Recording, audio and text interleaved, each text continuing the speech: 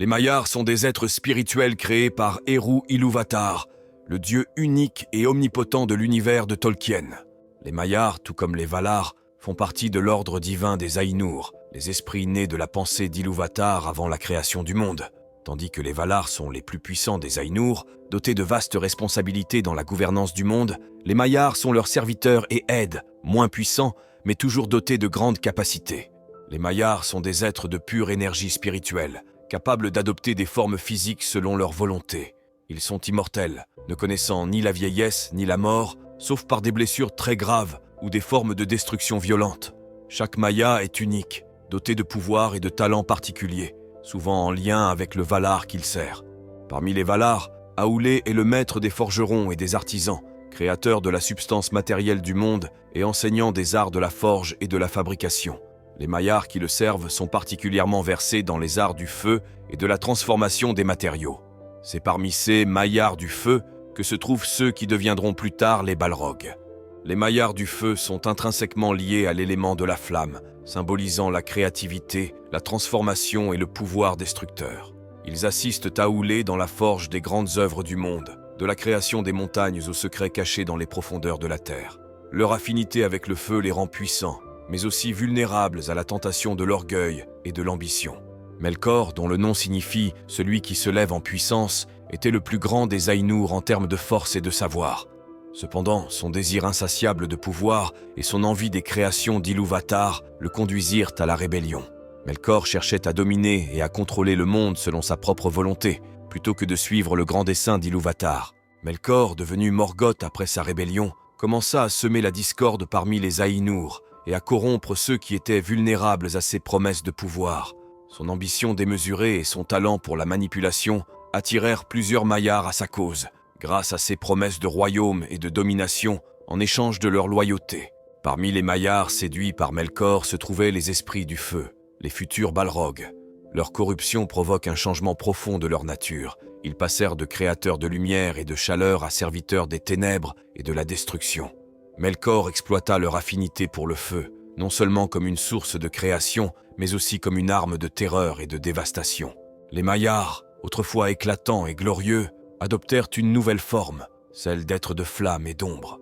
Leur feu devint sombre et menaçant, un symbole de leur allégeance à Melkor et de leur nouveau rôle en tant que ses champions. Cette transformation n'était pas seulement physique, mais aussi spirituelle.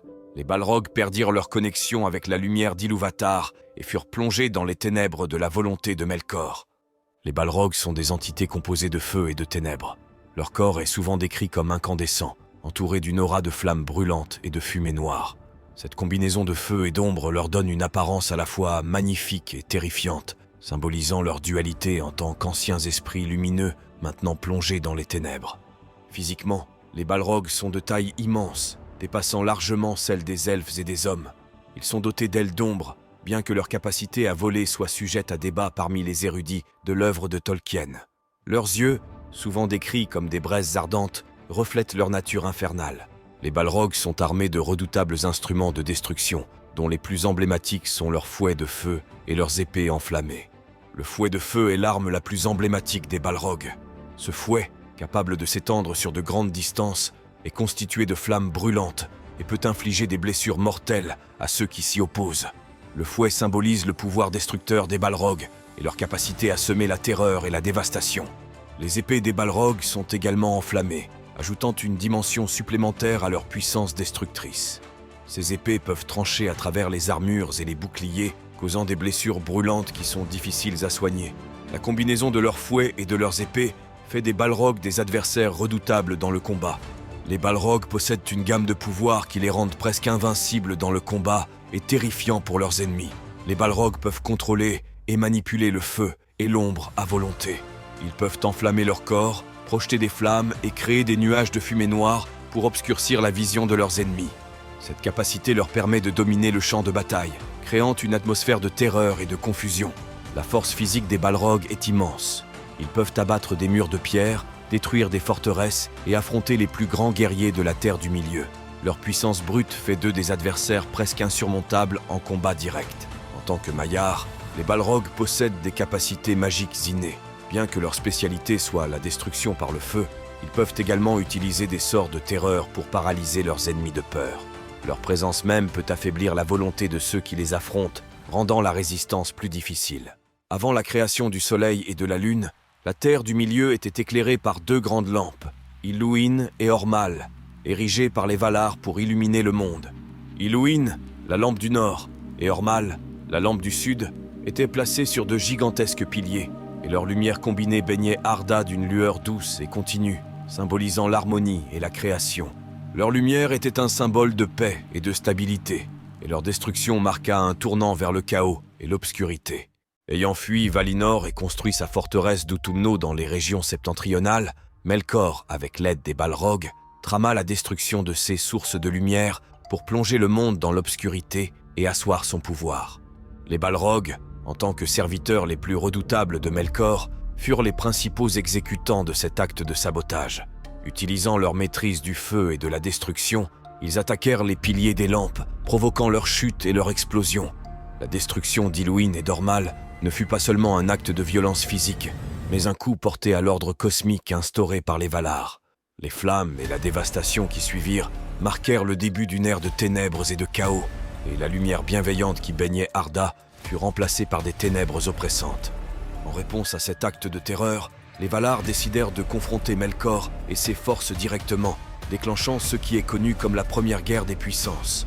Les Balrogs jouèrent un rôle central dans cette guerre, servant de champions et de généraux dans les armées de Melkor. Leur puissance et leur férocité étaient redoutables, et ils semèrent la terreur parmi les rangs des Valar et de leurs alliés. La forteresse d'Utumno, bastion de Melkor, était un immense réseau de tunnels et de cavernes profondément enfouis sous les montagnes du nord. C'était un lieu de ténèbres et de terreur, protégé par les Balrogs et autres créatures maléfiques créées ou corrompues par Melkor. L'assaut des Valar sur Utumno fut une bataille titanesque, opposant les forces de la lumière et de l'ordre aux ténèbres et au chaos. Les Balrogs se distinguèrent par leur rôle dans la défense de la forteresse. Leur apparition sur le champ de bataille, enveloppée de flammes et d'ombres, sema la panique parmi les assaillants. Armés de fouets de feu et de lames ardentes, ils affrontèrent les Maiars et les Valar dans des duels titanesques. Leur résistance farouche permit à Melkor de tenir bon pendant un temps, mais la puissance combinée des Valar finit par l'emporter. Malgré la vaillance des Balrogs, Utumno fut finalement détruite par les Valar. Melkor fut capturé, enchaîné et emprisonné dans les cavernes du Mandos pour 3 âges. La chute de Melkor marqua la fin de son premier règne de terreur, mais ce ne fut pas la fin des Balrogs. Avec la chute d'Utumno, de nombreux Balrogs furent détruits ou dispersés. Cependant, certains réussirent à échapper à la capture et à la destruction. Ces Balrogs en fuite se réfugièrent à Angband, attendant le retour de leur maître en compagnie de Sauron. Après avoir été emprisonné pendant 3 âges dans les cavernes du Mandos, Morgoth, autrefois Melkor, est libéré sous caution de réhabilitation.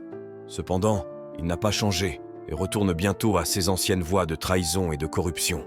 De retour en terre du milieu, il s'installe dans sa nouvelle forteresse d'Angband, une ancienne place forte qu'il renforce encore, située dans les montagnes de Tangorodrim. C'est à Angband que les Balrogs se regroupent, devenant les principaux gardiens et lieutenants de Morgoth. La première grande confrontation du Premier Âge impliquant les Balrogs se déroule lors de la bataille connue sous le nom de « Bataille sous les étoiles ». Cette bataille éclate après que Morgoth libère ses premières vagues d'orques contre les Noldor, qui viennent de revenir en terre du milieu sous la conduite de Fëanor dans leur quête pour récupérer les Silmarils volés. Lors de cette bataille, les Balrogs apparaissent pour la première fois depuis longtemps, menant les armées de Morgoth. Fëanor, enflammé par la haine et la vengeance, se lance tête baissée dans la bataille, pénétrant profondément les lignes ennemies. Cependant, isolé de ses forces principales, il est finalement entouré par les Balrogs, sous le commandement de Gosmog, le seigneur des Balrogs. Fëanor, malgré son incroyable bravoure et sa puissance, est mortellement blessé par Gosmog et succombe peu de temps après. La bataille de la flamme subite voit Morgoth lancer une attaque massive depuis Angband, rompant le siège d'Angband maintenu par les Noldor et leurs alliés. Les Balrogs, accompagnés de dragons et de grandes forces d'orques, déferlent sur les terres environnantes, semant la destruction. Les Balrogs jouent un rôle décisif dans la chute des forteresses elfiques et des bastions humains. Leur pouvoir destructeur, combiné à la terreur qu'ils inspirent, permettent à Morgoth de reprendre l'avantage stratégique en Beleriand. Les royaumes elfiques subissent des pertes catastrophiques et de nombreux héros tombent face à la puissance des Balrogs. La bataille des larmes innombrables est une autre grande confrontation où les Balrogs jouent un rôle central. Cette bataille est l'une des plus désespérées et tragiques du Premier Âge. Une grande alliance d'elfes, d'hommes et de nains, menée par Maedhros et Finnegon, tente de renverser Morgoth. Les Balrogs, sous le commandement de Gosmog, mènent les forces de Morgoth dans une contre-attaque dévastatrice. Finnegon, le roi des Noldor, affronte Gosmog en combat singulier. Le duel est épique et désespéré, mais Gosmog, avec l'aide de ses lieutenants Balrog, finit par submerger et tuer Fingon. La bataille tourne alors à la débâcle pour les forces de la lumière, et les armées alliées sont écrasées. Gondolin, fondée par Turgon, est longtemps demeurée cachée et inviolée, mais sa localisation finit par être découverte par Morgoth grâce à la trahison de Maeghlin. Lors de l'assaut final sur Gondolin, Gosmog, le seigneur des Balrogs, mène les forces de Morgoth. Les Balrogs, avec leurs fouets de feu et leurs épées flamboyantes, sont à l'avant-garde de l'attaque, semant la destruction dans les rues de la cité. La bataille est acharnée et désespérée, les défenseurs de Gondolin luttant avec une bravoure désespérée contre les envahisseurs. Un des moments les plus mémorables de la chute de Gondolin est le duel entre Ectelion de la Fontaine et Gosmog. Ectelion, un seigneur de la cité et un des plus grands guerriers des Noldor, affronte Gosmog lors de la défense de la tour du roi. Le combat est épique et féroce. Ectelion, malgré ses blessures, parvient à empaler Gosmog avec la pointe de son casque, mais dans un dernier acte de dévastation, Gosmog l'entraîne dans une fontaine, où ils périssent tous les deux. Le sacrifice d'Ectelion permet de ralentir l'avancée des forces de Morgoth, mais finalement, Gondolin tombe, et la cité est réduite en cendres. Un autre épisode marquant du Premier Âge est le duel entre Glorfindel, un noble elfe de Gondolin, et un Balrog lors de la fuite des survivants de la cité. Après la chute de Gondolin, un groupe de survivants, dirigé par Tuor et Idril, tente de s'échapper par un passage secret. Alors qu'ils traversent une passe montagneuse, ils sont attaqués par un Balrog. Glorfindel se dresse contre le Balrog pour permettre aux autres de s'échapper. Le combat entre Glorfindel et le Balrog est intense et désespéré. Glorfindel, malgré son courage et sa puissance, est finalement emporté par le Balrog dans une chute mortelle. Son sacrifice héroïque permet à Tuor, Idril et le jeune Eärendil de s'échapper et de porter l'espoir de leur peuple. Bien que la majorité des Balrogs aient été détruits ou dispersés à la fin du Premier Âge, la menace de ces créatures reste présente dans l'esprit des combattants. Il est probable que certains Balrogs restants se soient cachés ou aient été détruits lors des conflits internes entre les forces du mal. Cependant, leur influence psychologique est indéniable. C'est au cours de leur quête incessante de Mithril que les nains, dans leur ambition de retrouver leur ancienne gloire, réveillent une ancienne terreur endormie depuis des millénaires. En l'an 1980 du Troisième Âge, un Balrog, connu plus tard sous le nom de Fléau de Durin, est éveillé dans les profondeurs de la Moria.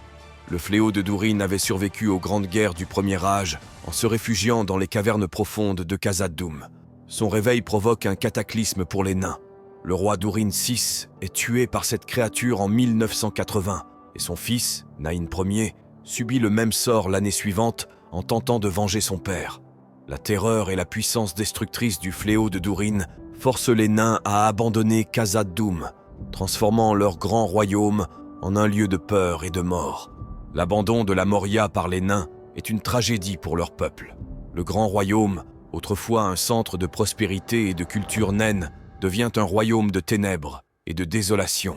Les vastes halles et les riches mines de Mithril sont abandonnées, et les nains se dispersent, certains rejoignant les colonies d'Erebor, les monts de fer et d'autres lieux. La présence de Fléau de Durin transforme Khazad-dûm en un lieu sinistre, évité par toutes les races de la Terre du Milieu. Les nains, pourtant réputés pour leur bravoure et leur ténacité, ne parviennent pas à reconquérir leur ancienne demeure, et la Moria reste sous le joug du Balrog pendant de nombreux siècles. L'ombre de Fléau de Durin plane sur le Troisième Âge jusqu'aux événements du Seigneur des Anneaux.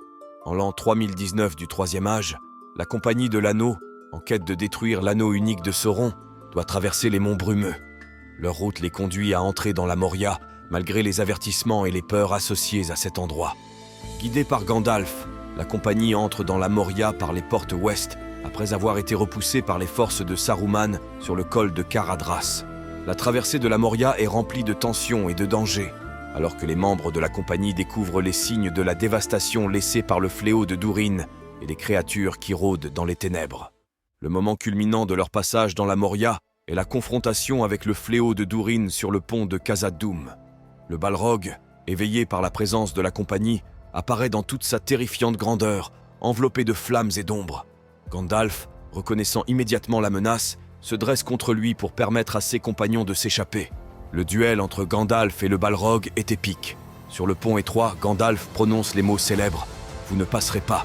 Le pont s'effondre sous les pieds du Balrog, l'entraînant dans les profondeurs de la Moria. Cependant, dans un dernier acte de désespoir, le Balrog emporte Gandalf avec lui. Le duel entre Gandalf et Fléau de Durin ne s'arrête pas avec leur chute dans l'abîme. Ils continuent leur combat dans les profondeurs de la Terre, à travers des cavernes inexplorées et des lacs souterrains. Leur affrontement se poursuit pendant plusieurs jours, jusqu'à ce que Gandalf, dans un dernier acte de courage et de puissance, parvienne à vaincre le Balrog au sommet de Zirak-Sigwyl. Gandalf meurt ensuite de ses blessures, mais son esprit est renvoyé en Terre du Milieu par Ilúvatar, ressuscité sous la forme de Gandalf le Blanc. La mort du fléau de Durin marque la fin d'une terreur qui a régné sur la Moria pendant près de 2000 ans. Sa défaite permet aux nains de rêver à nouveau de reconquérir leur ancienne demeure, et elle redonne espoir aux peuples libres de la Terre du Milieu que même les plus grandes ténèbres peuvent être vaincues. Les Balrogs sont souvent référencés ou utilisés comme modèles dans d'autres œuvres de fantasy. Leur concept de créatures puissantes et terrifiantes a inspiré des personnages similaires dans des livres, des films et des jeux, montrant l'influence continue de Tolkien sur le genre de la fantasy. Avec la mort du fléau de Durin en l'an 3019 du Troisième Âge, le dernier Balrog connu est détruit. Cela signifie-t-il la fin définitive de tous les Balrogs ? L'histoire et les écrits de Tolkien laissent des indices sur la présence potentielle d'autres Balrogs, mais leur sort reste largement un mystère. N'hésitez pas à vous abonner à ma newsletter. Le lien se trouve en description. Si vous avez apprécié cette vidéo, celle-ci pourrait vous plaire également.